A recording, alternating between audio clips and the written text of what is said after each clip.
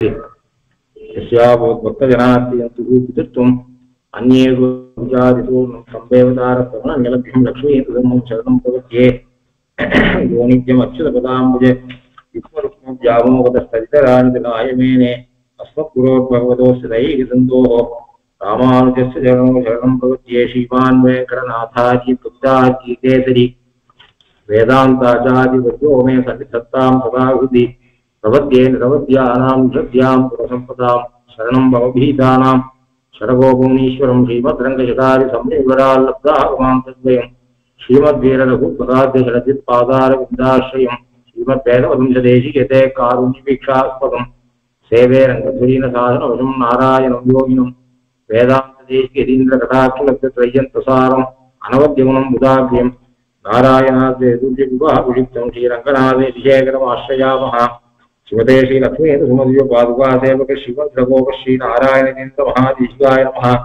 शिवते गोप श्रीरङ्गनाथेन्द्रमहादेशिकाय नमः कलयां कलिद्वंसं कविं लोकदिवाकरं यस्य गोपिः प्रकाशाभिराभिद्यन्निहतं तमः वाழிप्रकालं वाழிकलिकन्றிवाழி குறைதூர் வாழ்வேந்தன் வாழியரோ மாயோனை வாழ்வழியால் மந்திரங்கொள் மங்கையர்கோன் தூயோன் சுடர்மான வேல் நெஞ்சு திருவடி தெய்வம் அடங்கான நெடும்பிறவி நஞ்சி பின்னல்லமுதன் தமிழ் அந்நூற்றுரைகள் அஞ்சு கிழக்கியம் ஆர்மதாரம் பரமய பஞ்சுக்கு அனலின் பொறி பரகாலம் கொள்வல்களே எங்கள் கதியே இராமானுஜமுனியே சங்கை எடுத்தாண்ட தவராஜா புங்குகள் மங்கையர் கோன் இந்த மறையாயிரமனைத்தும் தங்கு மனம் நீ எனக்குத்தா. இப்போ 5வது வாரம் நினைக்கிறேன். கலியனும் கம்பெனியும் பார்த்து வரும். கலியனுடைய ஸ்ரீசுக்திகளை இயற்கை வர்ணனைய அவன் எப்படி கம்பராமாயணத்துல எடுத்து கையாண்டுருக்கான், அது தவிர சொற்கள் பலவற்றை எதுகு மோனையை எப்படி கையாண்டுருக்கான், அது மாதிரியாக எவ்வளவு விஷயங்களை எடுத்து எப்படி கையாண்டுருக்காங்க பார்த்து வரோம். அந்த ரீதியில இன்னைக்கு கலியனுடைய ஒரு பாசுரத்தில் இருக்கக்கூடிய சொற்களையும் பொருளையும் 10 பாசுரத்துல ஏறக்குறைய 10 பாடல்கள்ல அவன் பொருத்திருக்கான். அப்படின்னா அந்த கலியனுடைய பாடல் அவனை ரொம்ப மனசை கவர்ந்துருக்கு. அந்த பாடலை பல காண்டங்கள்ல சுந்தர காண்டத்துல பயன்படுத்தியிருக்கான், அயோத்தியா காண்டத்துல பயன்படுத்தியிருக்கான், யுத்த காண்டத்துல பயன்படுத்தியிருக்கான்.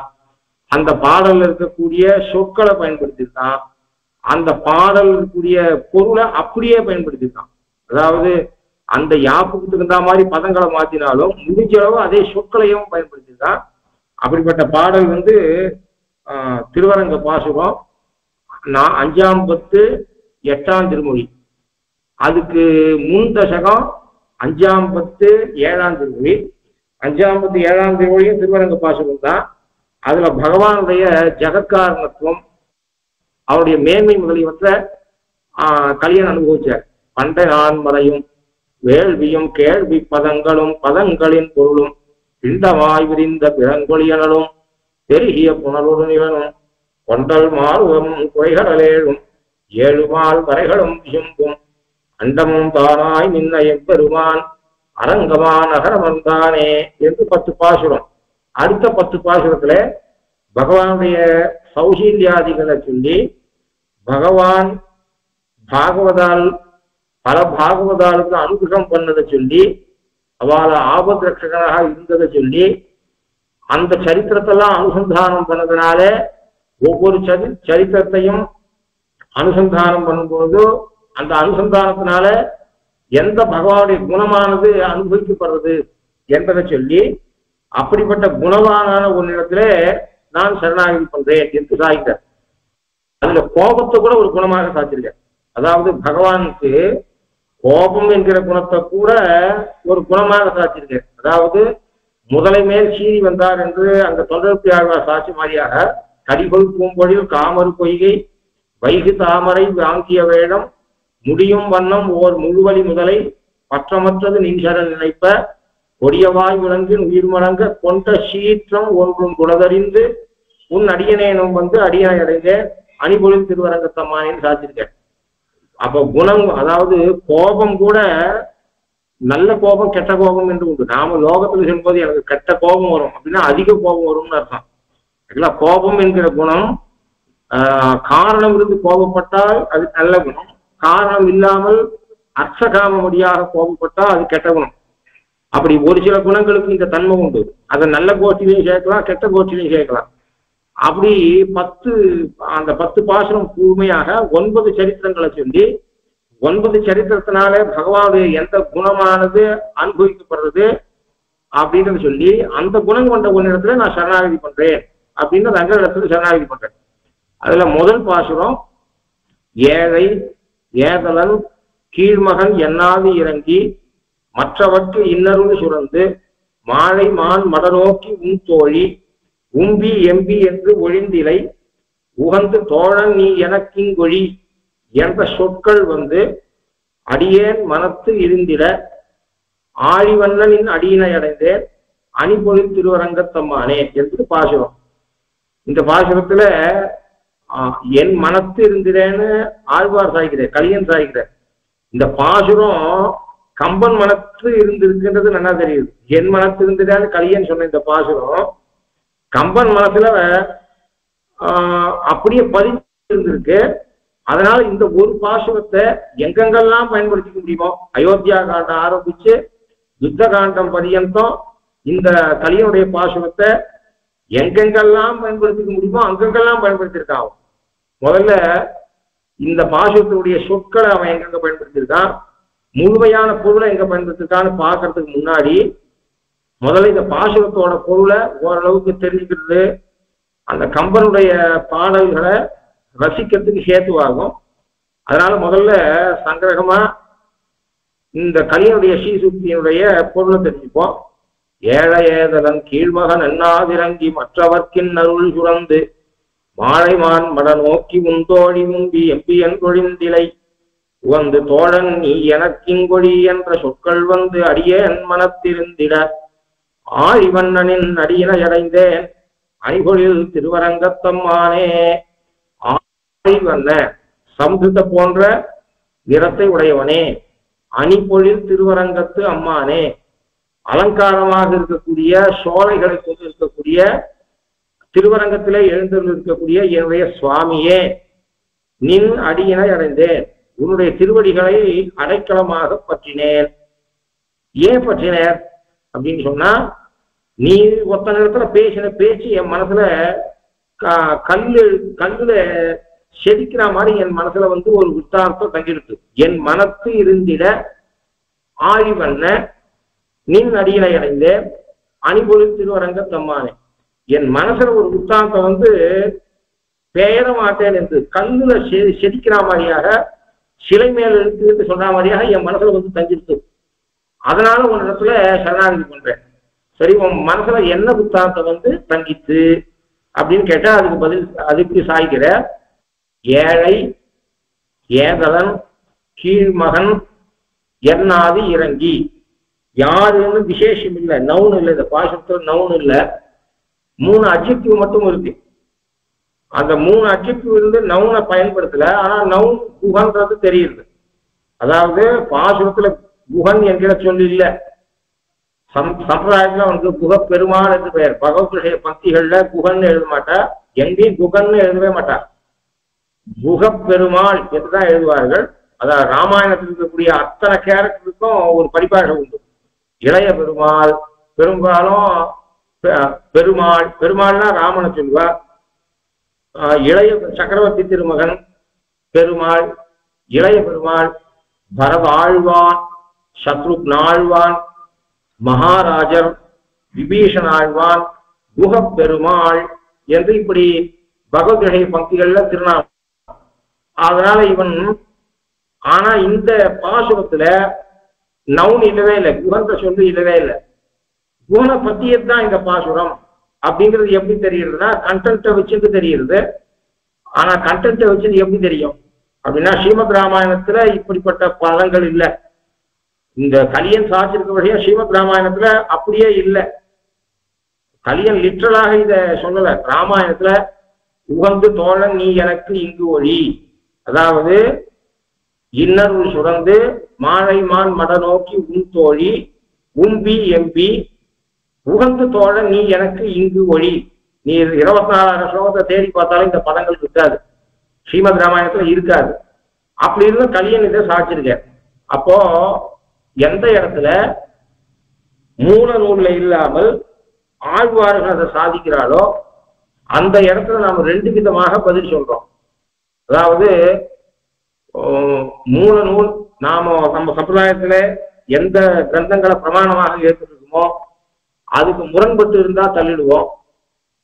அதுல சொல்லப்படாது வேற இடத்துல சொல்லப்படாதாலும் நாம தள்ளிடுவோம். ஆனா ஆழ்வார்கள் விஷயத்துல இது கிடையாது.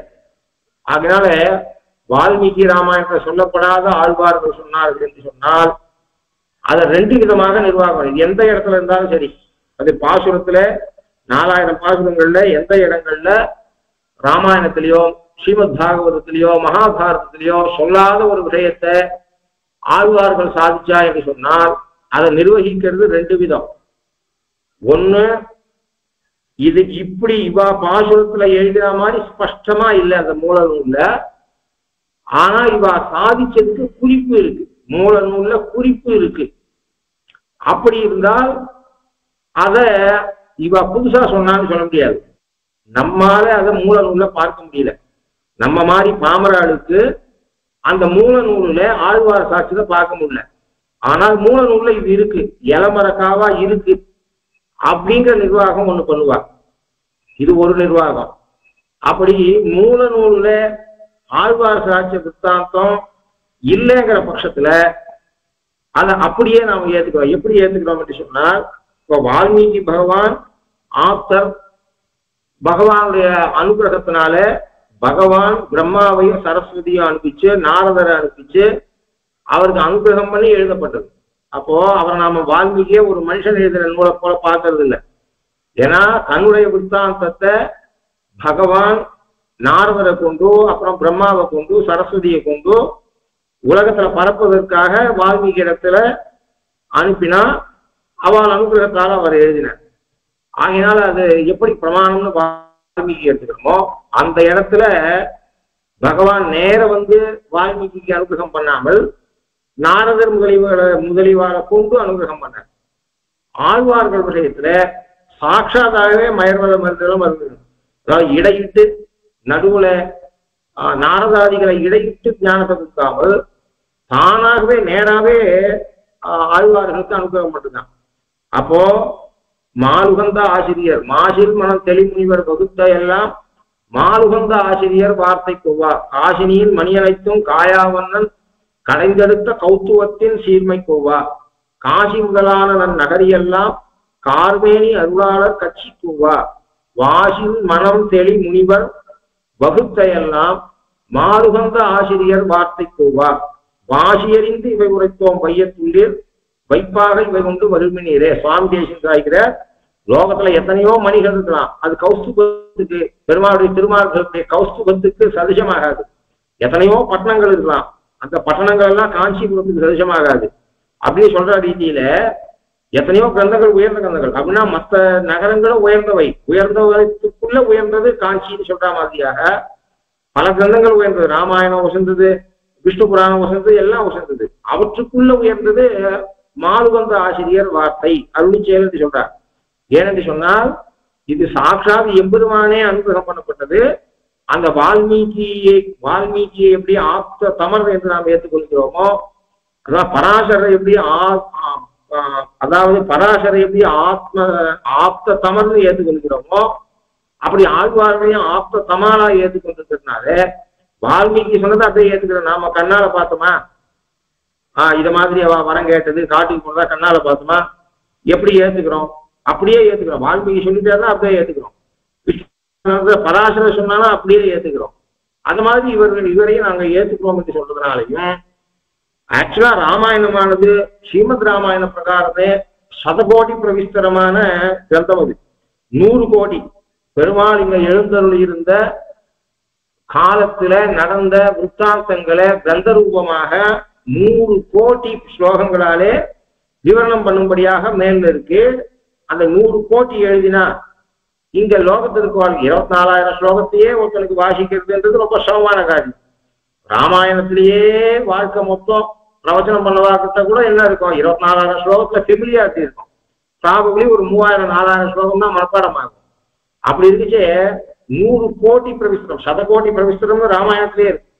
அதனால சதகோடி விஸ்தரமான ராமாயணத்தை லோகத்துல கொடுத்தா லட்சக்கணக்கான 1,00,000 சில்லற ஸ்லோகம் கொண்ட மகாபாரதத்தையே நம்மால பண்ண முடியல அப்படின்னா, அதுல உபஸ்திதி கொண்டு பண்ண முடியலன்னா, அதுக்காக லோகத்துல இருக்கிற ராமாயணம் சங்கிரகமான ராமாயணம்.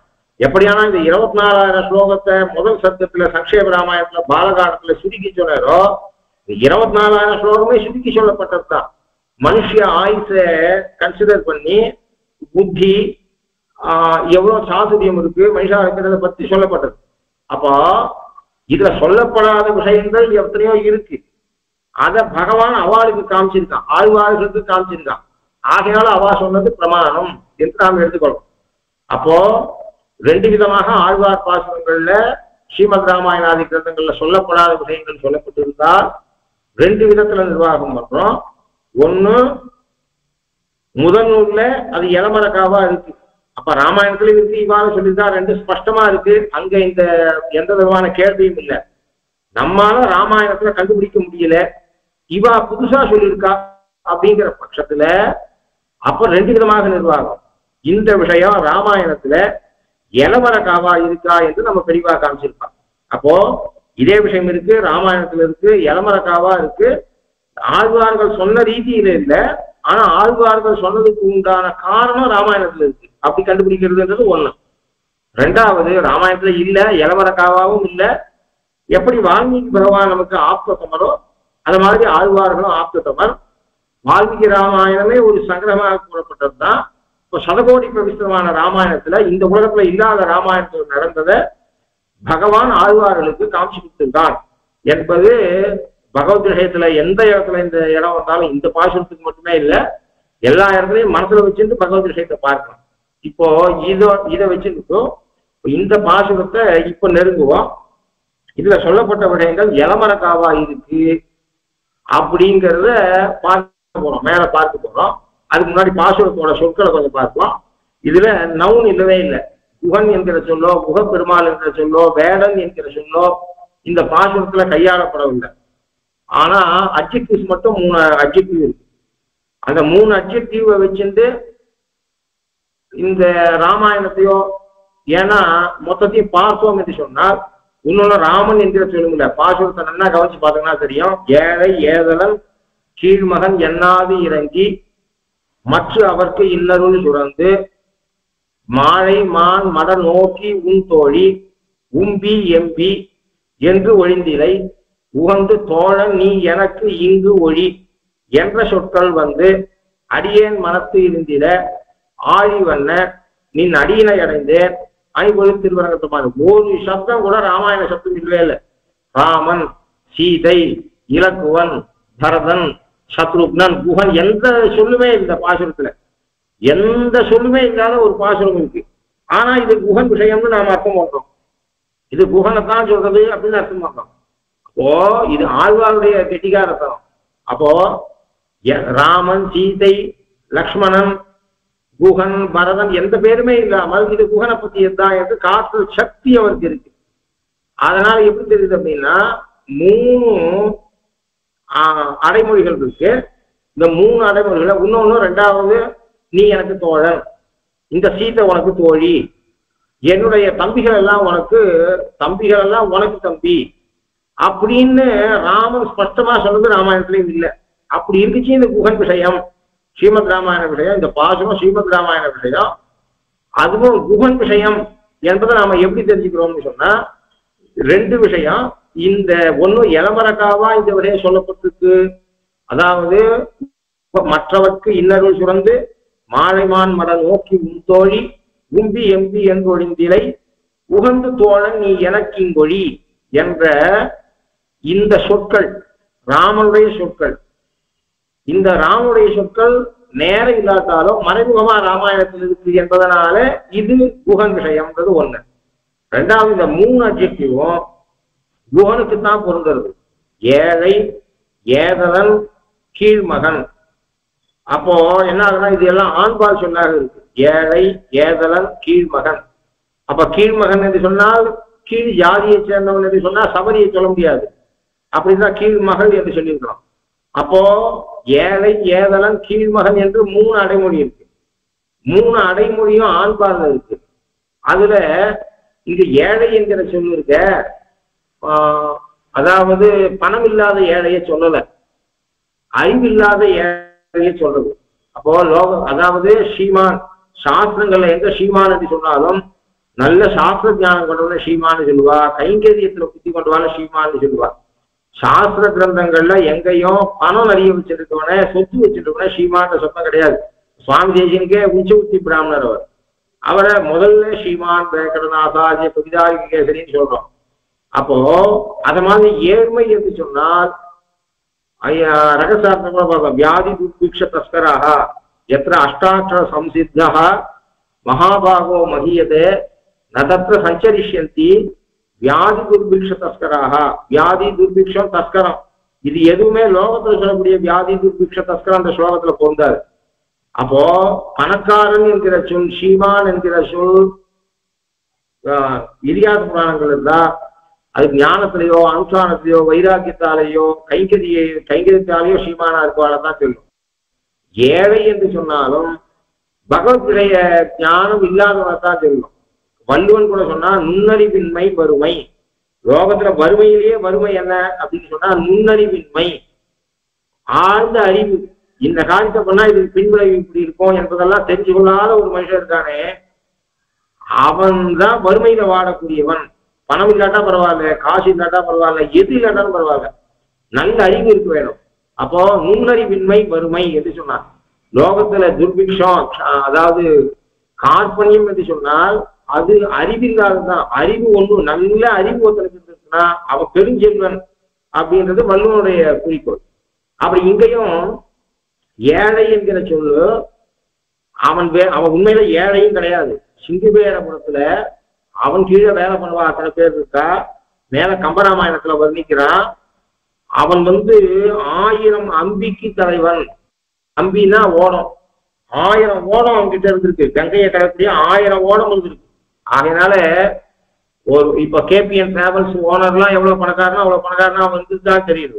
அதனால அவன் ஒன்றும் அப்படி ஒன்றும் ஏழை இல்லை. இன்னொன்னு இந்த ஏழை அங்க சொல்ல வரல. அவனுக்கு உண்மையிலே வாசிக்காதவன், அதாவது வசிஷ்ட சிஷ்யன் அல்ல, சம்ஸ்காரங்கள் இல்லை, உபயநாத சம்ஸ்காரங்களை அவன் பெறவில்லை, ஞானத்தை அவன் சம்பாதிக்கவில்லை என்பதுதான் அங்க காட்டும். அது ஏழை. அடுத்தது ஏதலன் என்கிற சப்தம். இந்த ஒண்ணு வச்சுட்டா கூட இதிகாச புராணத்துல வேற யாராவது ஒருத்தரை சொல்லிடலாம். ஆனா இந்த 3 அடைமொழியும் புகழ் இடத்துலதான் தங்குறது. ஏதலன், ஏதலன்னா சத்ரு அப்படின்னு அர்த்தம். அந்த சம்ஸ்காரம் இல்லாத காட்டுவாசியா இருக்கிறதுனால உடனே கோப தாபத்துக்கு வருவான், உடனே தெருவில் இறங்குவான், சண்டை போடுவான். அதை பார்க்கறதே அது என்னன்னா, எதையும் ஒரு பிரச்சனை வந்தது, 2 பேருக்குள்ள பிரச்சனை வந்ததுன்னா நிதானமா பேசி தீர்த்துக்கலாம் என்பது இல்லாதவன் என்று அர்த்தம். அம்மா சாதம் போடும்போது கூட அம்மாவை மிரட்டுவான். இந்த காலத்துல பசங்களே மிரட்டுறது, இது எனக்கு பிடிக்காது ஏன் பண்ண, அது பிடிக்காது ஏன் பண்ண அப்படின்னு. எதுக்கு சொல்றேன் அப்படின்னா, அப்பா அம்மாவை மிரட்டக்கூடாது. பழைய காலத்துல மிரட்ட விடவும் மாட்டான்.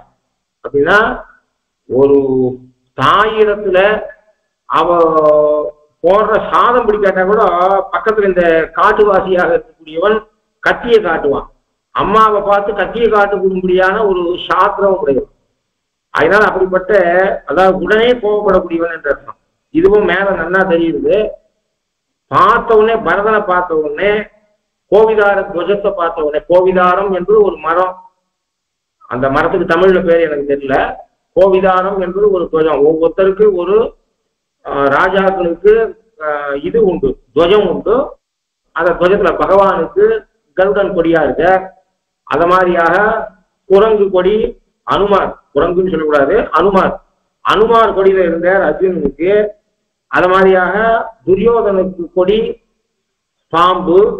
அத மாதிரியாக ஒரு மரம், அந்த மரம் தான் கொடி, கோவிதாரம் என்று சொல்லக்கூடிய ஒரு மரம். அந்த கோவிதாரம் என்று சொல்லக்கூடிய மரம் தான் கொடி, அயோத்தியுடைய கொடி. அது அதுல இருந்து வரான். அந்த கொடி தெரியுது இவனுக்கு. கொடி தெரிஞ்ச உடனே கோபம், வெற்றி தள்ளுறான் இந்த பரதனை அப்படின்னு சொல்றான். இது மேல அவனுடைய இது மேல பார்க்க போறோம், இந்த பாடல்களை பார்க்க போறோம். ஆகையினால அப்படிப்பட்ட ஏதலன், அந்த சாத்திரம் உடையவன், கீழ்மகன். அதாவது கீழ்மகன் என்று சொன்னால் வர்ணத்துல கீழ் நிலையில இருக்கக்கூடியவன். ஆனால் கடைசியில் அவன் குகப்பெருமாள்னு பேர் வாங்கிட்டான். அது அப்புறம் விளையாம். இப்படிப்பட்டவன குகப்பெருமாள்னு சம்பிரதாயத்துல சொல்றோம். அப்போ இந்த 3 அடைவையும் அவங்ககிட்ட ஒத்து போறது. சம்ஸ்காரம் இல்லாத, படிக்காத, மிருகங்களை வேட்டையாடுவது முதலிய செயலை பண்ணக்கூடியவன். ஆகினால் ஏழை ஏதலன் கீழ்மகன் எண்ணாது இப்படின்னு எண்ணி பார்க்காமல், இப்படின்னு எண்ணி பார்க்காதவா யாரு? யாரு எண்ணி பார்க்காதுன்னு சொல்லல கரியன். ஏழை ஏதலன் கீழ்மகன் எண்ணாது இறங்கி. யாரு இறங்கி? இடைநரகவன், சின்னரா இறங்கினா அவனுக்கு அனுகிரகம் பண்ணி அவன் நிலைக்கு வந்து மனம் இறங்கி அப்படின்னு சொல்லுங்க. எண்ணாது ஏழை ஏதலன் கீழ்மகன் எண்ணாது. ராமன் ஏழை ஏதலன் கீழ்மகன் எண்ணாது இறங்கியா? அல்லது அவர் யாரு எண்ணாது என்பது யாருடைய செயல் என்று அவர் சொல்லல. எண்ணாதது என்ன 3 சொல்லினா இல்ல, என்று இல்லாமல் 2 சொல்லின்னுதான். அப்போ ஏழை ஏதலன் கீழ்மகன் எண்ணாம இருக்குவான். அதான் என்று சொல்லாமல், எண்ணாமல்னா என்று சொல்லாமல், என்று எண்ணாமல்னு அர்த்தம் இருக்கு. அப்போ அப்போ இத எண்ணாதவா யாரு அப்படின்னு சொன்னா, குகன் எண்ணாதபடின்னு ஒரு அர்த்தம் பண்ணலாம், அல்லது ராமன் எண்ணாதபடியும் அர்த்தம் பண்ணலாம். இவன் ஏழை, இவன் ஏதலன், இவன் கீழ்மகன் என்று இராமன் எண்ணாது இறங்கினான். ராமன் எண்ணல. இந்த 3 அடைமொழியாலே கூறப்பட்ட தன்மைகள் இடத்துல இருக்க, குகன் இடத்துல இருக்க, இந்த 3 பண்பையும் அவன் எண்ணல. அவன் இடத்துல இருக்கக்கூடிய இந்த 3 தன்மையையும் எண்ணாதவன் ராமன், எண்ணாத அனுகிரகம் பண்ணான் அப்படின்னு ஒரு அர்த்தம். இன்னொரு அர்த்தம், ராமன் எப்படி பழகினான் இவனிடத்துல என்று சொன்னால், இவன் நான் ஏழை, நான் ஏதலன், நான் கீழ்மகன் என்று குகன் எண்ணாதபடி அவன் இறங்கினான். அப்படின்னா என்ன? அவன் வேணா சகஜமா இறங்கிடலாம். இவன் ஏழை ஏதலன் கீழ்மகன் இவன்கிட்ட நமக்கு என்ன சம்பந்தம் வச்சுக்கணும் அப்படின்னு அவன் எண்ணாத இறங்கிறது அவன் குணம். அது கூட ஒரு சிலர் பண்ணிடுவா. ஆனா அது எந்த அளவுக்கு இருக்கு அப்படின்னா, அவன் இறங்கினாலும் இந்த எதிர்த்தத்துல இருக்கவா தன்னை ஐயோ அவங்க கிட்ட பழகிறோமே, நாம ஏழை, நாம ஏதலை, நாம கீழ்மகன் அப்படின்னு நினைச்சுட்டே பழகுவா. அவன் ஏதோ பாவம் பெருங்குளத்துல நம்ம இடத்துல இறங்குறான், ஆனா நாம இப்படி இருக்கணும். அப்படி இவனுடைய நினைவை மறக்கடிக்கும்படியாக அவன் இறங்கினான் என்று பொருள் கொள்ளலாம். அந்த 2 விதமாகவும் பொருள் கொள்ளலாம். அப்படின்னா அர்த்தம், ராமன் எப்படி இறங்கினான் அப்படின்னு சொன்னா, இவனுக்கு நான் ஏழை, நான் ஏதலன், நான் கீழ்மகன் என்ற நினைவு இவனை விட்டு போகிற அளவுக்கு அவன் இறங்கினான் அப்படின்னு அர்த்தம். அதுல இன்னொன்னு, லோகத்துல இந்த 3த்துல எது கொண்டு இருந்தாலுமே மனுஷா அவனை விட்டுடுவான். லோகத்துல பொதுவாக ஏழை அப்படின்னா, பொதுவாக பணத்துல ஏழையா இருந்தாலே அவனுக்கு வேல்யூ கொடுக்க மாட்டார். அதனால பொருளல்லாருக்கு அருளல்லாருக்கு அவ்வுலகம் இல்லை, பொருளல்லாருக்கு இவ்வுலகம் இல்லையாங்கற்ற அருளல்லாருக்கு அவ்வுலகம் இல்லை என்று சொன்னான். எப்படியான பணம் இல்லாதவாளுக்கு இந்த உலகம் இல்லையோ, இந்த உலக வாழ்க்கையானது சரியில்லாம போறதோ, அவ சமப்படுறாளோ, அவ பணம் இல்லாட்டா இந்த உலக வாழ்க்கை சிறக்கிறது இல்லை. யாருக்கு பகவத் அனுகிரகம் இல்லையோ அவளுக்கு மேல் உலக வாழ்வு இல்லை என்று சொன்னான். அத மாதிரியாக லோகத்துல ஏழை இருந்தா, இந்த இடத்துல அறிவில்லாதவங்கிட்ட பழகிறது என்பது ரொம்ப கஷ்டம். யாருமே பழக மாட்டான். அதுவும் அறிவில்லாதவன் பழகுவான். மகா மேதாவியா இருக்கவன் வசிஷ்ட சிஷ்யனா இருக்கவன் பழக மாட்டான். அப்போ லோகத்துல என்ன பண்ணுவான் அப்படின்னு சொன்னா, இப்போ கவர்மெண்ட் ஆபீசஸ் எல்லாம் போனாலே கேன்டீனை தனியா வைக்கிறான், ஆபீசர்ஸ் கேன்டீன் தனியா வைக்கிறான், ஒர்க்கருக்குன்னு தனியா கேன்டீன் வைக்கிறான். இவாளை பழக விடுறதுல எத்தனையோ தப்பு இருக்குன்னு அவன் மேனேஜ்மெண்ட்டே யோசனை பண்றான். இது லோகத்துல அங்கெல்லாம் யாரும் போய் ஆக்சுவலா கேள்வி, இங்க எல்லா இடத்துலயும் கேள்வி கேட்கறத அங்கேயும் கேள்வி கேட்கணும். ஆக்சுவலா ஏன் எல்லாரும் ஒரே இடத்துலயே சாப்பிட்டுவேன், அங்க மெனு வேற இங்க மெனு வேற, இதுக்கு காரணம் இருக்கு. அதான் நான் சொல்ல வர்றது என்னன்னா, எல்லா இடத்துலயும் இது மேலோட்டமா பார்த்தா ஏதோ பார்ஷியாலிட்டி மாதிரி தெரியும். பார்ஷியாலிட்டி இல்லை. அப்படி ஒரு ரூலை வச்சு ஒரு ஃபேக்டரி நடக்கிறதுன்னு சொன்னா, கவர்மெண்ட் சர்டிஃபிகேட் ஃபேக்டரிஸ்ல பாக்குறேன். எதுக்கு சொல்றேன்னா, நம்ம கூப்பிடுவா, நான் 2 இடத்துக்கு வர போறது இல்லை, நான் தீர்த்தம் சாப்பிட மாட்டேன் அப்படின்னு சொல்லுவேன். அப்புறம் வாக்கிங் போனா சரி, வெறுமை இங்க உட்காந்துருந்தா 1/2 மணி நேரம் இருந்துட்டு 1 மணி நேரம் வாக்கிங் போனா அங்கங்க போட்டு போட்டுருக்கோம். ஆபீசர்ஸ் போய் ஒரு இடத்துல சாப்பிடுவோம், ஆபீசர் இல்லாதான் வேற இடத்துல ஒரு இடத்துல சாப்பிடுறேன். அதுலயே என்ன பண்ணோம்னா, அவன் வந்து இவன் இடத்துல வந்து சாப்பிட மாட்டான். ரெண்டு பேரும் ஒன்னா உட்காந்து கூட சாப்பிடுறது இல்லை. பங்கி பேதம் பண்றான். இன்னைக்கு நடந்துருக்கு, ஃபேக்டரிஸ்ல நடந்துருக்கு. எதுக்கு சொல்றேன் அப்படின்னா, அதுல என்ன தெரியுது அப்படின்னா, பொதுவாக நல்லா படிச்சவன் ரொம்ப கீழே இருக்கவங்க கூட கலந்து பழக மாட்டான். அப்போ அதுவே ஒண்ணு, இதுல ஏதாவது ஒண்ணு இருந்தா கூட சாத்தியம். ஞானத்துல குறவு இருந்தா கூட பரவாயில்ல, அவனுக்கு ஒண்ணுமே தெரியாது, அவங்ககிட்ட நான் என்னடா பேசுறது. ஒரு உபன்யாசத்துக்கு போனா நம்ம ஏன் இங்க உபன்யாசம் பண்ண வந்தோம் அப்படின்னு தோணும். ஏன் அப்படின்னு சொன்னா, எதிர்பார்க்கு தமிழும் தெரியாது, சம்ஸ்கிருதமும் தெரியாது, அவன் ரசிக்கவே மாட்டான். அபிகாராய சுத்தாயன்னு இருந்தான்னா சொல்றவாளுக்கு விஷயம் வராது. எதிர்பார்ப்பை பொறுத்தான சொல்றவாளுக்கு விஷயம் வரும். அதை ஏண்டாப்பா இங்க வந்தோம்னு தோணும். அந்த மாதிரியாக ஞானமே இல்லாதவன்கிட்ட ஞானம் இருக்கிறவன் என்னத்தை பேசுவான். அதனால அவன்கிட்ட பழகிறதுன்றது நடக்காது. இந்த ஏழை இவன் பணக்காரன், ஞானத்துல பகுசுதானாம் புத்தானாம் பிராமணானாம் உபாசிதா என்று சொல்லும்படியானவன் ராமன். அவன் நுண்ணறிவு பெற்றவன். அவனிடத்துல இது ஒன்னே போதும் தியாஜ்யமா இருக்குது அவனை தெஜிக்கிறதுக்கு. அப்புறம் ஏதன் ஞானத்துல முன்பின் இருந்தா கூட பழகிடுவான்.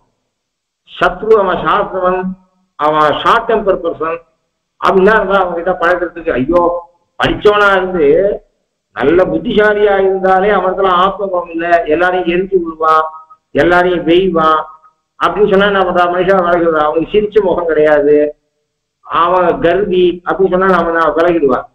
அப்போ இவன் ஏழையா இருக்கிறது மாத்திரம் இல்லாமல் எதிர்பார்த்தாலும் கோவப்படக்கூடியவன், ஏதவன், எல்லாரும் சத்ரு தான். அப்படிப்பட்டவனா இருக்கக்கூடியவன்கிட்ட சேர்றதுன்றது கூடாது. அடுத்து சம்ஸ்காராதிகள் இல்லை, எந்த சம்ஸ்காரமும் இல்லை அவனுக்கு, கீழ்மகனாகவும் இருக்கான். இவன் மூர்த்தாபிஷிக்தனா இருக்க வேண்டியவன், சக்கரவர்த்தியுடைய பிள்ளை. அவன் ககன கோச்சரன், காற்றுல மிருகங்களை அடிக்கக்கூடியவன், இந்த நாவாய் ஓட்டக்கூடியவன். அவன் வர இடத்துல மேல பார்க்க போறான். இந்த ஏழைங்கிறத பாட்டு எழுதியிருக்கான். அந்த ஏழைங்கிற ஒரு அடைமொழிக்கு கம்பன் பாட்டு எழுதியிருக்கான், ஏதலங்கத்துக்கு பாட்டு எழுதியிருக்கான், கீழ்மகன்றத்துக்கு பாட்டு எழுதியிருக்கான். இந்த 3 அடைமொழிக்கு அவன் பாட்டு எழுதியிருக்கான். அப்போ இந்த 3 அடைமொழி என்ன பண்றது அப்படின்னா, ஒரு சில அடைமொழியே வேற யாருக்கிட்டையும் பொருந்தாட்டா மேல நவுனை பிரயோகப்படுத்த வேண்டிய அவசியம் இல்லை. அப்போ இந்த குகனை காமிச்சிருக்கு, ஆகையினால பயன்படுத்த வேண்டிய அவசியம் இல்லை. இது ஒண்ணு. அதாவது present prime minister of India Modi அப்படின்னு சொல்ல வேண்டிய அவசியம் இல்லை. பிரசன்ட் பிரைம் மினிஸ்டர் ஆஃப் இந்தியாங்கிறதே போறோம். ஆக்சுவலாவே பிரசன்ட் பிரைம் மினிஸ்டர் ஆஃப் இந்தியாங்கிறதே அஜெக்டிவ் தான். அது ஒரு போஸ்ட் தான் சொல்றது. மோடிங்கிறது சொல்ல வேண்டிய அவசியம் இல்லை. ஏன்னா இது அவசியம், இந்த அஜெக்டிவே present prime minister, present PM அப்படின்னு சொன்னாலே போறோம். அது மாதிரி தேடி பார்த்தோம்னு சொன்னா இந்த 3 அடைமொழியும் ஒத்தனை இடத்துல இருக்கிறதுனா குகன் இடத்துல இருக்கு. அதனாலேயே அந்த குகன்றத காண்பிச்சிருக்குன்றது ஒண்ணு. மேல உகந்து தோழன் நீ எனக்கு இங்கொழி என்ற சொற்கள் வந்து அடியேன் மனத்துல. இந்த புத்தாந்தம் ஸ்பஷ்டமாக பெருமாள் பேசின மாதிரி இல்லை, ஆனா இது இளவரகாவா இருக்கிறத மேல பார்க்க போறோம். அதனாலேயே என்ன ஆகுது அப்படின்னா, இப்படி யார் இடத்துல பெருமாள் பேசியிருக்கார், என்னுடைய மனைவி மடப்பம் கொண்ட மருந்த சின்ன வயசுல இருக்கக்கூடிய மானினுடைய கண்களை ஒத்த கண்ணை உடைய என்னுடைய மனைவி உனக்கு தோழி, என்னுடைய தம்பிக்கு நீ அண்ணன், அல்லது உன்னுடைய உம்பி, உன்னுடைய தம்பியான இந்த லக்ஷ்மணன் எனக்கு தம்பி என்று ஸ்பஷ்டமாக ராமாயணத்துல இல்லை. ஆனா இது இளமர காவா இருக்கிறத மேல பார்க்க போறோம். அதை வச்சிருந்தாலும் என்ன தெரியுதுன்னா இது குகன் அப்படின்றது தெரியுது. இப்போ இதுல 3 அட்ஜெக்டிவும் குகன் இடத்துல பொருந்துறதாலேயும் மேல சொல்லக்கூடிய வாக்கியங்கள் இளமர காவா ராமனால சொல்லப்பட்டிருக்கிறதாக நாம் ராமாயணத்திலிருந்து தெரிஞ்சு கொள்ள முடியறதுனாலேயும் இங்க விசேஷம் நவ் குகன் என்பதை நாம தெரிஞ்சுக்கிறோம். இந்த 3த்துல ஏதாவது அவனை விடுறதுக்கு காரணமாகும். இந்த 3 தோஷம் இருந்தும், அதாவது லோகத்தை என்ன பண்ணுவோம், அவன் முன்கோபிஷ்டனா இருந்தாலும் பரவாயில்ல, மீதி குணம்லாம் நல்லா இருக்கு. எதாவது சொன்னோம், நாம யார் விஷயத்துல பார்த்தாலும் என்ன சொல்றோம், பரவாயில்ல எல்லா இடத்துலையும் எல்லாம் எதிர்பார்க்க முடியுமா அப்படின்னா சொல்றோம். இவனத்துல எதுவுமே எதிர்பார்க்க முடியாதுன்றதை காட்டுறது. அதனால இது ஒண்ணே அவனை விடுவதற்கு காரணமாக இருக்கலாம். ஆனா ஒண்ணு இந்த 3ம் இருந்து, ஏதாவது ஒண்ணு இருந்தாலே பெருமாள் அவங்ககிட்ட சேர்ந்துருக்க மாட்டான். 3ம் இருந்து சேர்ந்துருக்கான். சேர்ந்து அவனை தன் ஆம்பியார அவனுக்கு தோழி என்று சொல்றான். லோகத்துல ஏன் கூட பிறந்தவன் குழந்தைகளை அவதான் சொல்லுவான். தன் ஆம்பியா விஷயத்துல மட்டும் இன்னும் ஒரு புருஷன் ஒரு கேப் வச்சு பழகிறத தான் ஒரு புருஷனா இருப்பான்னு நினைப்பான். ஏன்னா பெருமாளுக்கு அவனிடத்துல இருந்த ஆசை எப்படிப்பட்டதா இருக்கு, இந்த எந்த அளவுக்கு கருணை மற்ற அவருக்கு இன்னருள் சுரந்து, அருள் சுரந்து கூட சொல்லல, இறங்கி ஒரு பதம், அருள் சுரந்து என்று இல்லை, இன்னருள் சுரந்து என்று சொல்லுங்க. அதுல அது எதை காட்டுறதுன்னா, லோகத்துல தன் மனைவிய தன் மனைவி இடத்துல ரொம்ப க்ளோஸா பழகிறத லோகத்துல எவனும் ஒத்துக்க மாட்டான். ஆனா இவனே சொல்றான், என் மனைவி இருக்கால, இனிமேல் நீ என் மனைவிங்கிற எண்ணத்தோட அப்படி பார்க்க கூடாது, உனக்கு ஒரு சகியா இருந்தா எப்படி இருக்கோ அப்படித்தான் இந்த சீதை அப்படின்னு அவரிடத்துல சொல்றான். அப்படின்னு சொன்னா அது விற்த்தாந்தம் பார்த்தா கூட இப்ப இந்த ஊவே சாமிநாத ஐயர் தமிழ் தாத்தா அப்படின்னு சொல்றாரு, அவர் புஸ்தகத்தெல்லாம் பாவம் தேடி சங்க இலக்கிய புஸ்தகங்கள்லாம் ஒரு இடத்துல சேர்த்து, அவர் இல்லாட்டா நிறைய புஸ்தகம் இருந்திருக்காது, இன்னைக்கு தமிழ் புஸ்தகங்கள் நிறைய இருந்திருக்காது, அவ்வளவு பெரிய காரியத்தை அவர் பண்ணார். ஆனாலும் இன்னைக்கு தமிழ்நாட்டுல ஒரு 2-3 நாள் முன்னாடி அவருக்கு பிறந்த நாள் வந்தது. அன்னைக்கு அவரை நிறைய பேர் தூஷிக்கிறார், அவர் சேர்ந்த இனத்தை வச்சுட்டு அவரை தூஷிக்கிறார், அவர் ஒன்றும் பண்ணவே இல்லை, அவர் தமிழ் தாத்தாவே கிடையாது அப்படின்னு பண்ணிக்கிறார். அவர் பண்றது காரியங்களை ஒருத்தன் பண்ணி பார்த்து நினைச்சு பார்த்துட்டான்னா அதுல யாரும் தூஷிக்க மாட்டார். அப்படின்னா அவர் பண்ற காரியத்துல அவர் என்ன பண்றதுன்றத அவ ஒன்னும் புரிஞ்சுக்கல அப்படின்னு அர்த்தம். புரிஞ்சுட்டவா சொல்றான், அதுக்கு மறுப்பும் தெரிவிக்கிறார். அந்த மறுப்பும் அவ குரூப்ல இருந்தே வருது, அவர் இல்லாட்டா இத்தனை புத்தகங்கள் இருக்காது, அது அவர் சம்ஸ்கிருத பதங்களை உபயோகப்படுத்தினேன்னு ஒரு தோஷம். அவருக்கு புஸ்தகங்கள்ல பயன்படுத்துற பேச்சுவார்த்தையில அவர் பிறந்த இனத்தோட சொல்ல அவர் பயன்படுத்தினார். போஜனம் ஆச்சான் தான் கேட்பார், சாப்பிட்டியான்னு கேட்க மாட்டார், அவர் தமிழ் தாத்தாவா அப்படின்லாம் பேசுறவன் பாக்குறோம். அது ஸ்கிரிப்ட் வருது. எதுக்கு சொல்றேன்னா இதை பார்க்க கூடாது. ஒவ்வொருத்தருக்கு ஒரு ஆட்டோக்காரன் மெட்ராஸுக்கு போறோம், ஒரு பக்கமா வண்டி இஸ்துக்கு போகுது, நடுவுல உட்காரு அப்படின்னா, மயிலாப்பூருக்கு போன போது நகரூர்ல இருந்து நான் ஒரு ஓரமா உட்கார்ந்தேன், ஒரு பக்கமா வண்டி இஸ்துக்குன்னு போகுது, நடுவுல உட்காரு அப்படின்னு சொன்னான். இது தப்புன்னு சொல்லாமா? அவனுக்கு அந்த பாஷை, அது அவனுடைய தோஷமாக சொல்லவே முடியாது. அப்ப அவர் பிறந்த இனத்துக்கு தகுந்த போஜனம் அப்படின்ற சப்தம் அவாத்துல இருக்கு. இந்த அம்பிங்கிற சப்தம் அவ உபயோகப்படுத்துறா, அது தப்பு பண்ணா. இதை மீறி அவர் தமிழை எப்படி நேசிச்சார், அவர் எவ்வளவு புஸ்தகத்தை வெளில கொண்டு வந்தார், அவர் இந்த புஸ்தகங்களை கொண்டு வராச்சா என்ன ஆயிருக்கும் அப்படி யோசிக்கணும். எதுக்கு இப்ப சொல்றேன்னா, அவருக்கு இந்த ஜைன மதத்தை ஐம்பெருங்காப்பியத்தில் இருக்கக்கூடிய சீவக சிந்தாமணி சமண மத நூல் என்பதனாலே அதுல அவருக்கு கிடைச்சிருக்க ஓலைச்சுவடிகள்ல ஒன்னொன்னுத்துல பாடபேதம் இருக்கு. இந்த பாடபேதத்துல அந்த பாடபேதம்னா நாம இருந்தா என்ன பண்ணுவோம், அவருடைய உழைப்புக்கு சொல்றேன், யார் இடத்துலயும் நல்லதை நாம எடுத்துக்கணும். நாமே கூட என்ன பண்ணுவோம், 2 ஓலைச்சுவடி கிடைச்சிருக்கு, இந்த ஓலைச்சுவடில ஒரு மாதிரி இருக்கு, அந்த ஓலைச்சுவடில வேற மாதிரி இருக்கு, பாடபேதம் இருக்கு அப்படின்னா என்ன பண்ணுவோம், ஏதாவது ஒண்ணுத்த மூலத்தை பிரிண்ட் பண்ணிட்டு அங்க ஒரு மார்க் போட்டுட்டு கீழே இப்படி ஒரு பாடபேதம் அப்படின்னு எழுதிட போறோம். இது லோகத்துல இது அப்படி பண்ணல அவர். நாம இருந்தா அப்படி பண்ணுவோம். அது மீறி அவர் என்ன பண்றாருன்னா, இருக்கிற ஓலைச்சுவடிகளை கிடைச்சிருக்க பாடபேதத்தை அப்படியே ரெக்கார்ட் பண்றது. அதுக்குள்ள எது எந்த பாடம் சிறந்த பாடமாக இருக்கலாம் என்பதை ஆராய்ந்து பார்த்து அதை மூலத்துல பாட்டோட டைப் பண்றது. அதை விட சிறந்த பாடமாக இது இருக்க வாய்ப்பு இல்லை என்பதை கீழே டைப் பண்றது. அது அவருக்கு 5 ஓலைச்சுவடி கிடைச்சா பெரும்பாலான ஓலைச்சுவடிகள் இருக்கக்கூடிய பாடத்தை மேல டைப் பண்றது, கீழே ஃபுட் நோட் மாதிரி அந்த இடத்துல பாடபேதம் பண்றது. இந்த அளவுக்கு பண்ணியிருக்காரு, உழைப்பு பண்ணியிருக்காரு.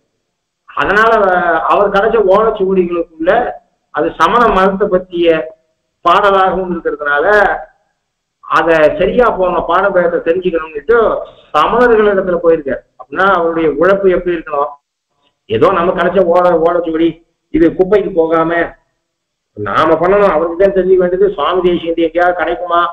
இப்ப சமீபத்துல சுவாமி தேசிகனுடைய ஒரு பூர்வ மீமாம்சை புஸ்தகத்துல ஒரு பாகம் இப்ப கிடைச்சிருக்கு. இத்தனை நாளா கிடைக்காது, இப்ப கிடைச்சிருக்கு. எங்கேயாவது இருக்கும், இல்லாம போயிருக்காது. அவர் ஊவேசா பண்ண மாதிரி சம்பிரதாயத்துல சுவாமி தேசிகன் தேடுறதுக்கு இனிமேல் தான் யாரும் தேட போறோம். அவ இருக்கிற புஸ்தகத்தை ரகசார்த்தையே நம்மளால பூர்த்தியா தெரிஞ்சு கொள்ள முடியல. 100கணக்கான புஸ்தகம் இருக்கிற புஸ்தகத்தையே சுவாமி தேசிகன் புரிஞ்சுக்க முடியல. அதுல யாருக்கும் சத்தம் இருக்கு. ஆனா அப்படி பண்ணக்கூடாது. எந்த ரத்னமா இருந்தாலும் ரத்னம் வசந்தது. நமக்கு தான் மொத்த ரத்னத்தையும் நாம சூட்டிக்கணும்ன்ற அவசியம் இல்லை. ஆக்சுவலா தேடி பண்ண வேண்டிய காரியம். அவர் தமிழுக்கு பண்ணாம நாம யாராவது சம்பிரதாயத்துக்கு பண்ணணும். அதனால எதுக்கு சொல்றேன்னா, அந்த பாடலை அது அவ சம்பிரதாய விஷயமா இருக்கிறதுனால, மத விஷயமா இருக்கிறதுனால இத கண்டுபிடிச்சிட்டு பிரிண்ட் பண்ணணும் அப்படின்றதுக்காக சமணர்கள் வாழ்ந்து போயிருக்க.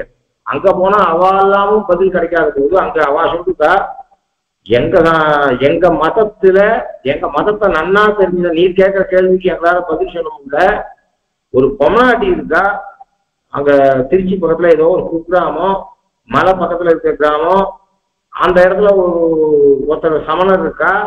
அங்க அவ ஆத்துக்கார ஒருத்தர் இருக்கார், அவரும் நல்ல பண்டிதர் இந்த மதத்துல. ஆனாலும் அவருடைய ஆம்பியா விதுஷி, நல்ல விதுஷி, அவரை விட அவதான் கெட்டிக்காரி. அங்க போனா உங்களுக்கு இதை முடிச்சு அவருன்னு சொல்றதுக்கு அந்த குக்கிராமத்துக்கு போய் தேடினா விட்டு, எதுக்கு சொல்றேன்னா உகந்து தோழனி எனக்கு இங்கொழின்னு. அங்க போனா அவர் என்ன பண்ணிட்டு என்கிட்ட பேசுறதுனா பேசும். அந்த கால பிரகாரம் ஸ்திரீகள், அதுவும் மொத்த வயசு இருக்கிற ஸ்திரீகளா இருந்தாங்கன்னா நாங்க பக்கத்துல உட்காந்து டிஸ்கஷன் பண்றதுலாம் உடனே எங்க மத்த இது கிடையாது. என்கிட்ட சந்தேகம் தீரலையா, என் ஆம்பியா கிட்ட இருந்து சந்தேகத்தை நீ போக்கிக்கணும்னா ஸ்கிரீன் போட்டு இருக்கும், அவன் அண்ணன் உட்காந்துருப்போம், நீ என்னட்ட கேள்வி கேளும் அவன் அண்ணன் இருந்து பதில் சொல்லுவோம் அப்படின்ட்டு. அப்படின்னா எதுக்கு சொல்றேன், உகந்து தோழன் நீ எனக்கு இங்கொழின்னு சொல்ல மாட்டான் ஒரு புருஷன். அது சம்பிரதாய காரணமாக இருக்கும், எது வேணா இருக்கட்டும். தன் பெண்டாட்டிய அவ்வளவு சகின்னு இன்னொருத்தனுடைய சகின்னு சொல்றதுக்கு ஒத்துக்கொள்ள மாட்டான். அந்த மனுஷனுக்கு அந்த எண்ணம் வராது. அந்த தூய்மையான உறவு இருக்கிற இடத்துல கூட ஒரு புருஷன் தன் மனைவி ரொம்ப கோசா ஒரு புருஷன் இடத்துல பழகிறத அவன் அவ்வளவு சகஜமாக ஏற்றுக்கொள்ள மாட்டான். அதை சொன்ன பரவாயில்ல, எனக்கு புஸ்தகம் போட்டாகணும் அப்படின்னு சொல்லுங்க. அந்த நான் வியந்து போன அந்த பொன்னாட்டிக்கு அந்த இருந்த அவளுடைய அந்த மத ஜெயின மதத்தோட ஞானத்தை பார்த்து நான் வியந்து போனேன். மற்றவான இடத்துல நான் 6 மாதம் ஓடி சுத்தினதை முதல்லயே அவங்ககிட்ட போயிருந்தா 6 நாளோ 7 நாளோ அந்த ஊர்ல தங்கி அவங்ககிட்ட இருந்து அந்த விஷயத்தை கறந்துருக்காரு. 6 நாள்ல எனக்கு கறந்து வந்துட்டேன். வந்தோம் அவங்ககிட்ட மொத்தத்தையும் இன்னும் என்னென்ன வேலைச்சு வரைக்கும் இவருடைய அறிவு தேவை இருக்குமோ அப்படின்ட்டு நான் படிச்சு போனேன். ஆனா கடைசி வரை அந்த பொண்ணாடியை நான் பார்க்கல. அவ ஆத்துக்க கிளீனா சொல்லிட்டார், அவளை நீ பார்க்க கூடாது, இன்னென்ன பக்கம் உட்காரும் ஸ்கிரீன் இருக்கும், நீ இன்னென்ன உட்காந்து கேள்வி கேட்கும், அண்ணன் இருந்தா அவன் பதில் சொல்லுவா, இஷ்டம் இருந்தா இருபது இல்லாட்டா கிளம்புன்னு சொல்லிட்டு அவன். ஆனால் நான் விடாம நமக்கு வேண்டியது காரியங்கள் உட்காண்ட கடைசி வரை எனக்கு அந்த அறிவு கொடுத்து இந்த சீவக சிந்தாமணியை பிரித்து பண்ண வச்ச அந்த அம்மாவை நான் பார்க்கவே இல்லை அப்படின்னு அவர் எழுதியிருக்கார். எதுக்கு சொல்றேன்னா, ஒரு ஏழை ஏதலம் கீழ்மகனா இருக்கிறவங்க கிட்ட பகவான் என்ன சொல்றா, தோழன் நீ எனக்கு இங்கொழின்னு சொன்னது வசதி இல்லை, அது மாதிரி உம்பி எம்பின்னு சொன்னது இல்லை, இந்த சீதை உனக்கு சகி அப்படின்னு சொல்லிட்டான் பாரு. இது என்னதுன்னா அவன் இன்னொரு சுரந்து என்பதை காட்டுறது. அவன் எந்த அளவுக்கு இன்னொரு சுரந்திருக்கான் என்பதை அது காட்டுறது. இதனால ஏழை ஏதலம் கீழ்மகன் என்னாது இறங்கி மற்ற அவற்கு இன்னொரு சுரந்து மாழை மான் மட நோக்கி உன் தோழி. மாழை மான் மட நோக்கியான இந்த சீதையானவள் என்று அர்த்தம். ஏன்னா ராமனுடைய வார்த்தை இது, உன் தோழி. நீ என்ன கேட்டுதான் அவங்ககிட்ட பேசணும்னு அவசியம் இல்லை, நீ ஏதாவது பேசணும்னா நேரம் பேசு. ஆகையினால அந்த அளவுக்கு உன்னிடத்துல எனக்கு நல்ல அபிப்பிராயம் ஏற்பட்டு அனுகிரகம் பண்றேன். நீ தாராளமாக நன்றியாக நினைத்து கொண்டு என்னோட நீ நேரவே பேசலாம், சீதைக்கிட்ட நேரவே பேசலாம்.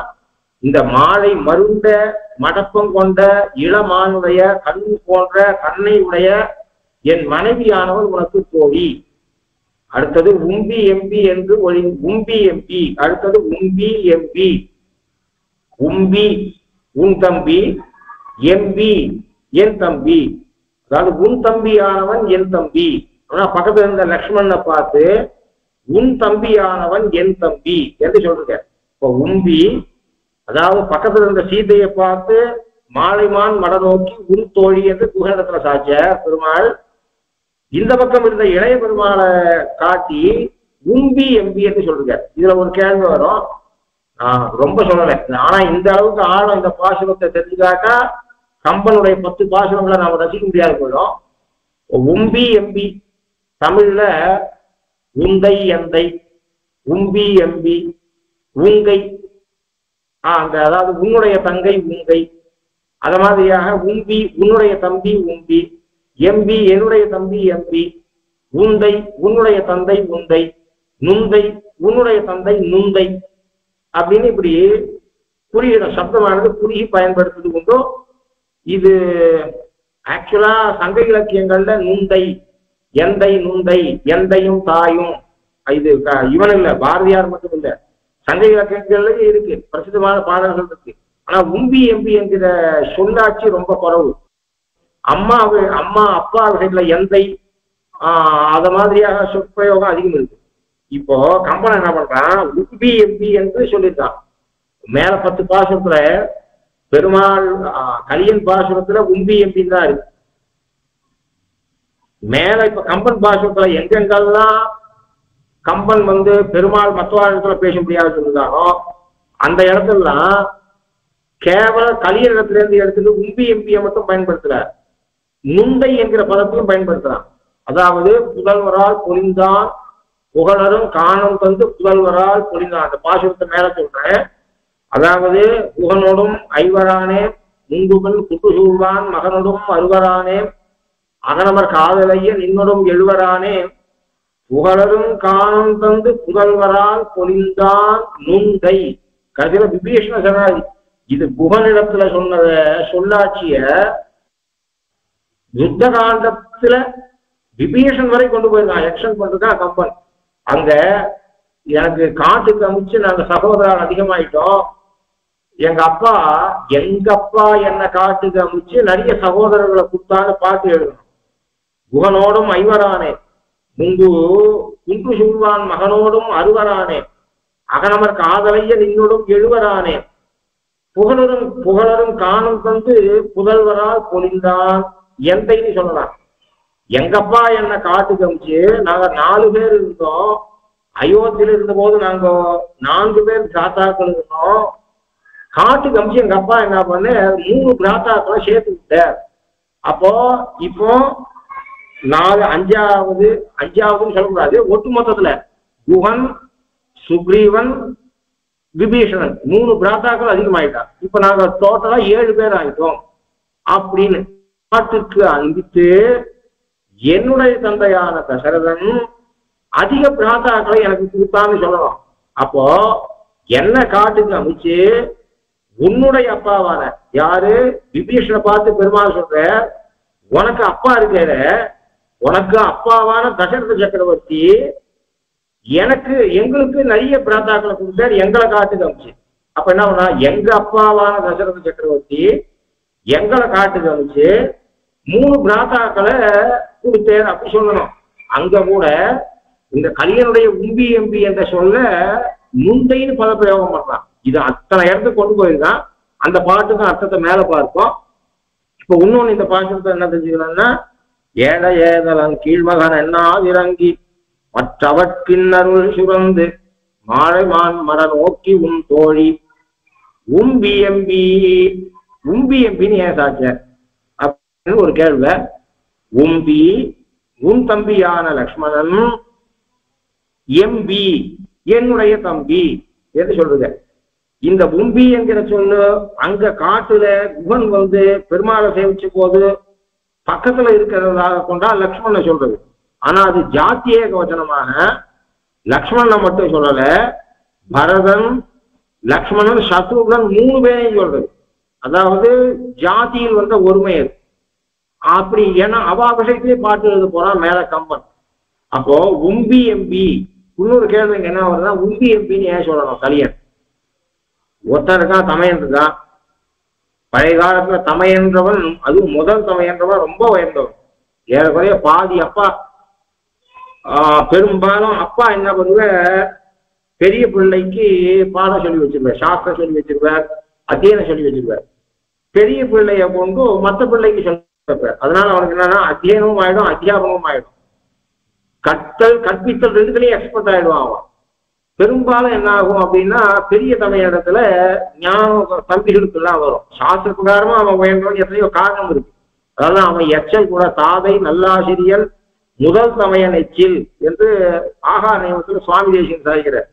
அதுக்கிட்ட அது தனி விசாரம். இப்ப என்ன சொல்றேன் அப்படின்னா, ஒரு தமையன் இருக்கான். அந்த தமையன் பழைய காலத்து தமையன், அதாவது இப்ப நாம கண்ணால பார்த்தோம், இனிமேல் பார்க்க போறது இல்லை. ஏன்னா எல்லாம் 1 குழந்தை 2 குழந்தை, அதாவது 2 குழந்தை பெற்றிருந்தவளாவது ஏதோ அத்தை மாமா முதலிய உறவுகள்லாம் வரதுக்கு வாய்ப்பு உண்டு. பெரும்பாலும் நம்ம சனாதனத்தை சேர்ந்தா ஒரு குழந்தைக்கு இறங்கிட்டா, அதனால இந்த உறவுகள் எல்லாம் இனிமேட்டு கஷ்டம்தான். இருக்கட்டும், பல பல 5-6 குழந்தைகள் அது மாதிரி இருக்கிற பட்சத்துல பெரிய தமையனா இருக்கிறவன் ஒருவேளை தகப்பனார் ஏழை அல்லது பெரிய தகப்பனார் பரம வச்சுட்டார், அவன் தான் அப்பா ஸ்தானத்துல இருந்து எல்லா தங்கைக்கு அது மாதிரி தங்கை கல்யாணம் பண்ணி வைக்கிறது, கூட பிறந்தவாளை படிக்க வைக்கிறது, அவளுக்கு வாசிப்பு சொல்லி வைக்கிறது, எல்லாத்தையும் அந்த தமையன் தான் பண்ணுவான். அப்போ அவன் உயர்ந்த தமையனாக இருக்கிற பட்சத்துல ஒரு தங்கையை ஒரு மாதிரி பார்க்கறது, ஒரு தங்கையை இன்னொரு மாதிரி பார்க்கறது, ஒரு தம்பியை இன்னொரு மாதிரி பார்க்கறது, இன்னொரு தம்பியை இன்னொரு மாதிரி பார்க்கறது, இவனுக்கு சரியா பாடம் சொல்லி தருது, அவனுக்கு சரியா பாடம் சொல்லி தராம இருக்குது, இவளுக்கு நன்னா கல்யாணம் பண்ணி வைக்கிறது, அவளுக்கு நன்னா கல்யாணம் பண்ணி வைக்காத பண்ண மாட்டான். அப்படின்னா அவளுக்கு வைதேகிக்கு நல்லா பண்ணி வச்சுட்டோம், அதனால கோதாவுக்கு நல்லா பண்ணி வைக்கணும், அந்த எண்ணம் தான் அவனுக்கு இருக்கும். அவனுக்கு நல்லா பாடம் சொல்லி வச்சோம், அதான் அவன் படிக்கிறான் படிக்காட்டா போறான், இவனுடைய எண்ணம் ஒன்னாதான் இருக்கு. இப்போ உயர்ந்த தமையனாக இருக்கிற பட்சத்துல பட்சபாதம் இல்லாமல் கூட பிறந்தவாளுக்கெல்லாம் நன்னா பாடம் சொல்லி வைக்கணும், நன்னா கல்யாணம் பண்ணி வைக்கணும், அவ ஒரு கூட பிறந்தவங்களுக்கு நிறைய சாதம் போட சொல்லி ஒத்துக்கு கம்மியா போடுறதுன்னா ஒத்துக்கணும் அவன் அப்படி ஒத்துக்க மாட்டான். ஏன்னா 2 பேரும் தங்கைனாவுக்கு 2 பேரிடத்துலயும் சமாதான் பாவிப்பான். இப்ப இந்த குஹனை கொண்டு போய் எங்க சேர்த்தாலும் ராமனுக்கு ஒரு தோஷம் இல்லை. என்ன தோஷம் இல்லை? இப்போ 7 பேர் ஆக போறா, 7 பேர் ஆக போறா. இப்போ குஹன் மட்டும் வச்சுப்போம். இப்போ அயோத்தியா காலத்துல குஹன் மட்டும் இருப்போம், இந்த பாட்டு மட்டும் வச்சுப்போம். இப்போ குஹனை இப்போ இவா 4 பேர் பிராத்தாக்கள், ராமன், பரதன், லக்ஷ்மணன், சத்ருக்னன். இப்ப குஹனை 5வது பிராத்தாவா சேர்த்துக்கிட்டா ஒரு தோஷமும் இல்லை. அதாவது ராமன், பரதன், லக்ஷ்மணன், சத்ருக்னன், குஹ பெருமாள் இப்படி பிராத்தாக்களா சேர்த்தாலும், ஏன்னா தமையனா இருக்கிறவன் பட்சபாதம் இல்லாத உயர்ந்த தமையனா இருக்கும், எல்லாரையும் ஒன்னாதான் பார்க்க போறான். அப்படி இருக்குச்சே இப்ப பாட்டுல என்ன சொல்லிருக்கலாம், அதாவது எம்பி உன் அண்ணன் கூட சொல்லியிருப்பான். அதாவது எனக்கு தம்பியா இருக்கான லக்ஷ்மணன், அவன் உனக்கு தமையன்னு சொன்னா கூட ஒன்னும் தோஷமாக நமக்கு தெரியாது. அப்போ இனிமேல் குஹ பெருமாளே, குஹனே, பரதன் உனக்கு அண்ணா, லக்ஷ்மணன் உனக்கு அண்ணா, சத்ருக்னன் உனக்கு அண்ணா, அதனால நானும் உனக்கு அண்ணா. அப்போ நாங்க 4 பேர் நான் 4வது தம்பியா உன்னை ஏத்துக்கிறேன் அப்படின்னு பெருமாள் சொன்னாலே அது பாரி புத்தி தான். அவர் பரந்த மனசோட தான் இது கேட்டது தெரியுது. அப்படி இருக்க கலியன் என்ன பண்றது, இனிமேல் நாம 5 பேரா இருக்குமே, அதான் அங்க மேல விபீஷண சரணாகதி சத்தத்துல குஹனோடும் ஐவரானே என்று பாட்டு எழுதுறான். இப்ப அந்த 5 குஹனோடும் ஐவரானேம் என்று சொன்னால் குஹனோட சேர்ந்து 5 பிராத்தாக்களான்னு அர்த்தம். எங்க குஹனை இன்சர்ட் பண்ணா, லாஸ்ட்ல இன்சர்ட் பண்ணானா அதை நடுவில் இன்சர்ட் பண்ணானான்னு அந்த பாட்டுல தெரியாது. அதுக்காக இந்த கலியன் பிரகாரம் வச்சிருந்து பார்த்தால் பெருமாள் குஹனை தனக்கு அப்புறம் இன்சர்ட் பண்றான். அதாவது நான், எனக்கு அப்புறம் நீ, அதுக்கப்புறம் பரதன், அதுக்கப்புறம் லக்ஷ்மணன், அதுக்கப்புறம் சத்ருக்னன் சொல்லிருக்கான். ஏன்னா எம்பி எம்பி உம்பி எம்பி உம்பி உன் தம்பியான பரதன் அல்லது அந்த பாசுரத்துல காட்டுல இருந்தவன் பக்கத்துல இருக்கக்கூடிய லக்ஷ்மணன். லக்ஷ்மணனுக்கு சொன்னது பரதனுக்கும் சொல்லப்பட போறது. ஏன்னா இப்போ காட்டுல இருந்தவன் இங்க ஏகவச்சனத்தை ஏகவச்சனமாவே வச்சுப்போ, பகுவச்சனமாக எடுத்துக்கொள்ள வேண்டாம். அங்கன்னா உம்பி எம்பின்னு தானே இருக்கு, எம்பிகள் அப்படின்னு இருக்கா இல்லையே. ஆகினால லக்ஷ்மண விஷயமாவே வச்சுக்கலாம். ஆனா மேல கம்பன் என்ன பண்ண போறான், அங்குல கிளைகாவற்கு அமைதியின் உளநம்பி இங்குல கிளைகாவற்கு யார் வந்து கூறாய் உன்குண எனதென்றோ குருத்துயர் உணலாமோ என் கிளைது காவல் தேவனும் இனிதான் என்று பாட்டு எழுத போறான். அதாவது அந்த கலியுடைய சுத்தி அவ்வளவு ஆழமாக அவன் தெரிஞ்சிட்டு இருக்கான்.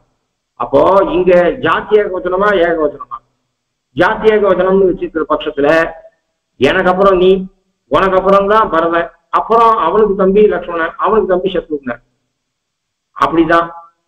ஆகையினால இல்ல அது ஜாத்திய வசனம் இல்லாத லக்ஷ்மணனை மட்டும் உம்பி அப்படின்றது சொல்ற பட்சத்துல எனக்கு நீ தம்பி, உனக்கு தான் லக்ஷ்மணன் தம்பி என்று இந்த பாட்டுல இருக்கும். இப்படி ஆனாலும் இங்க ஜாத்தியேக வசனம் வச்சுக்காத ஒருமையில ஒருமையாக வச்சிருந்தாலும் கலியனுடைய திருவுள்ளம் என்னன்றதை சொல்லும் போது மேல கம்பன் என்ன பண்ண போனா அவன் பரதனுக்கும் தமையன் தான் அப்படின்னு சொல்ல போறான். இது ஏன் இப்படி பெருமாள் சொல்லணும்? பெருமாளுக்கு எந்த தோஷமும் இல்லையே, அவனை 5ஆவதா சேர்த்தாங்கன்னா 2வது இன்சர்ட் பண்ணா என்ன அவருக்கு ஒரு தோஷம் இல்லையே. நல்ல தமையன் உம்பி அதாவது உன் அண்ணன் என் தம்பி அப்படின்னு சொல்லியிருக்கலாமே. அப்போ உனக்கு என் தம்பி இருக்கான எம்பி லக்ஷ்மணன், அவன் உன் அண்ணன் அப்படின்னு சொன்னாலும் பரவாயில்லையே, அப்படி உம்பி எம்பின்னு ஏன் சாச்சே அப்படின்னு சொன்னா பகவான் அந்த நம்ம சம்பிரதாயத்தை காட்டுறது இந்த பாட்டு. அடியாருக்கு என்னை ஆட்படுத்த விமலன் என்று சாய்கிற, அதாவது பெருமாள் பண்ணக்கூடிய அனுகிரகத்திலேயே பெரிய அனுகிரகம் தன்னுடைய தாசால பாகவதானுக்கு தாசனாகிறான். இது இந்த வைஷ்ணவ சம்பிரதாயத்தை காட்டுறார். முதல் பாசுரத்திலேயே அமரன் ஆதிபிரான் சுவாமி தேசியம் முன்வாகன போகத்துல அவ்வளவு ரசமா சாய்கிறது விஷயத்தை. அமலன் ஆதிபிரான் அடியாருக்கு என்னை ஆட்படுத்த விமலன் என்று சொல்ற. அப்போ அடியாருக்கு ஆட்படுத்தக்கூடிய அங்கேயே கடைசியில சாய்க்கும் போது அடியாருக்கு ஆட்படுத்தாய் பள்ளி எழுந்தருளாயே, திருப்பள்ளி எழுச்சி கடைசி பாசுரத்திலையும் அடியாருக்கு ஆட்படுத்தாய் பள்ளி எழுந்தருளாயேன்னு சாய்கிறார். இங்க முன்வாகன போகத்திலையும் அதாவது அமலநாதிபிரான்லையும் அமலநாதிபிரான் அடியாருக்கு என்னை ஆட்படுத்த விமலன்னு சொல்லிருக்க. அப்போ தன்னுடைய தம்பிகளை பாகவத சேவை பண்ண வைக்கக்கூடியவன் ராமன். நம்ம யாரோ பெரியவா வந்தா உடனே பழைய காலத்துல என்ன பண்ணுவா, உடனே ஆத்துல இருக்கா மொத்த பேரையும் கூப்பிடுவா. பக்கத்து கிராம தெய்யாறுல இருந்து யாராவது வருவா, பழுவேரி சோகத்தூர்ல இருந்து யாராவது வருவா. அவ பெரியவாளா இருக்கான்னா அவ உட்காந்து அவ ஏதோ வந்தா பேசினா எழுந்து போனான்னு இல்லை, ஆத்துல இருக்கா மொத்த பேரையும் கூப்பிட்டு சேவிக்க வைப்பா. அவ எதுக்கு சொல்றேன்னா இது சம்பிரதாயம், நம்ம சம்பிரதாயமா இருக்கிறதுனால. அப்போ தன்னுடைய தம்பிகளை எல்லாம் பகவான் எப்படி பார்ப்பாங்கன்னா ஒரு பாகவதனுக்கு அடிமையாகக்கூடியவன் ராமன் என்பதை காட்டுறது. இன்னொன்னு என்ன சொல்றதுன்னா, ஒருவேளை இப்படி வச்சுப்போம், அந்த சாஸ்திரார்த்தத்தை விட்டுடுவோம். ஒருவேளை ராமன் அவனை சத்ருகாழ்வானுக்கு அப்புறம் சேர்க்கிறதாக இருந்தாலும், ஒருவேளை நான் உன்னை 5ஆவதாக சேர்த்தாலும் என்னுடைய தம்பிகள் அதை ஒத்துக்க மாட்டான். நான் உன்னை 5ஆவது தம்பியாக ஏற்றுக்கொண்டாலும் என் தம்பிகள் எல்லாம் உன்னை தமையனாதான் பார்ப்பானே தவிர, இல்லைன்னு என்ன தெரியுதுன்னா கலியன் என்ன சொல்லுவேன்னா, ராமனுடைய குணம் மாத்திரம் இல்லை, பரத லக்ஷ்மண சத்ருக்னான் எப்படிப்பட்டவா, அவா குகனை எப்படி பார்ப்பா. நான் மட்டும் குகனே நான் மட்டும் சிறந்தவன் நீ இப்படி நினைச்சுக்காத. ஐயோ இவர் எவ்வளவு சௌசீல்யத்தோட இருக்க, நம்ம கிட்ட நாம ஏழை, நாம ஏதலை, நாம கீழ்மகன், நம்ம இடத்துல இவர் இப்படி பழகிறாரு அப்படின்னு என்னுடைய குணம் மட்டும் என்கிட்ட மட்டும் இந்த குணம் இருக்குன்னு நினைச்சுக்காத. என் கூட பிறந்தவாள்லாம் என்னை விட வசந்தவா மணிகளவா. அதனால நான் உன்னை அவளுக்கு தம்பியாக நான் நினைச்சாலும் அவ அதை ஏற்றுக்கொள்ள மாட்டான். உன்னை என்னுடைய 3 தம்பிகளும் தமையனாகத்தான் நினைப்பாரை தவிர தம்பியாக அவன் நினைக்க மாட்டா. அப்படிப்பட்ட குணவான்கள் என்னுடைய தம்பின்றதையும் காட்டுறதுக்காக உம்பி எம்பி. அதனால உன் அண்ணன் எம்பி என்று பார்த்து எழுதாமல் உம்பி எம்பின்னு பாசக சாட்சிய. உம்பி எம்பி என்று ஒழிந்திலை உகந்து தோழன், நீ எனக்கு தோழன், அதாவது நீ எனக்கு தாசன் இல்ல. எங்க பார்த்தாலும் பெருமாள் என்ன சொல்ற, உகந்து தோழன் மித்திரம் மித்திரபாவேன சம்பிராப்தம் நத்தியஜேயங் கசஞ்சனா. நாம பகவானுக்கு தாசன் பக்தன் நாம சொன்னா பகவான் நம்ம எதுக்குன்னா சுகுத்தா தான் பாக்குறான். சர்வஸ்ய சரணம் சுகுத்து. உபநிஷத்து என்ன சொல்றது, பகவான் நமக்கு சுகுத்துன்னு சொல்றது, எல்லாருக்கும் சுகுத்துன்னு சொல்றது. அவன் கடைசியில விபீஷண என்ன சொன்னா, விபீஷண மித்திரன்னு சொன்னான். மித்திரபாவேன சம்பிராப்தம் நத்தியஜேயங் கதஞ்சனா. அதாவது இது ஆழ்வார் தானா சாட்சியதுன்னு இல்லாமல் இளமரக்காவா எத்தனையோ இடத்துக்கூடிய பதத்தை எடுத்து சாட்சிருக்கேன்னு அப்போ அடுத்த வாரம் பார்த்து போறோம். நான் உகந்து தோழன் நீ எனக்கு ஈங்கொடி மனசுல இல்லாம அல்லது காட்டுக்கு வந்திருக்கோம், 4 பேரோட காரியம் ஆகணும், அவன் ஹேய் பிரதர் அப்படின்னு கூப்பிடாது, மைடியர் சிஸ்டர்னு கூப்பிடுற மாதிரி ஏதோ நுனி நாட்டில் பேசினானா இல்ல. உகந்து ஹிருத்பூர்வமாக ஹிருதயபூர்வமாக பெருமாள் சொன்னா உகந்து தோழன் நீ அப்படின்னு சொன்னான். சரி தோழனை ஏற்றுட்டான். இதனால அவனுக்கு குகனுக்கு இருந்த ஆனந்தம் சொல்ல முடியாது. அவன் திருமேனியை சேவிச்சு இப்படிப்பட்ட குணத்தோட பகவான் சொன்ன வார்த்தையை கேட்ட பிற்பாடு அப்படின்னா நான் இந்த சிங்கப்பேரத்துல எடுத்து போறது இல்லை, நானும் தேவனோடவே உனக்கு கைங்கரியம் பண்றதுக்கு சித்திரகூடத்துக்கு வரப்போறேன் அப்படின்னு சொல்ல, வானா நீ இங்கேயே இரு, இங்கு ஒளி. இந்த இங்கு ஒளி என்கிற இந்த சின்ன சப்தம், இங்கு ஒளினா இங்கேயே இருன்னு அர்த்தம். என்னோட வராதப்பா, லக்ஷ்மணன் இருக்கான், அவன் எனக்கு கைங்கரியம் பண்ணிப்பான், நீங்க வராத, நீ தனிமட்ட இல்ல, இத்தனை பேர் உன்னை டிபெண்டன்ஸ், இத்தனை இங்க இருக்கவாலாம எனக்கு பந்து, அதனால நீ என் கூட வராதே, நான் திரும்பி அயோத்திக்கு வரும்போது உங்ககிட்ட பேசுறேன், மறுபடியும் வடக்கு நோக்கி வரும்போது பேசுறேன், நம்ம சக்கியம் தொடரும், நான் நீ என் கூட வரவாண்டான்னு பெருமாள் அவனை தடுத்து நிறுத்தினார். இல்லை அவன் கூட கலந்துக்குவார்தான். பெருமாளுடைய பரத்வாஜ சாசனத்தால் அவன் சித்திரகூடத்துக்கு கூட போனோம்னு நினைச்சுட்டான்.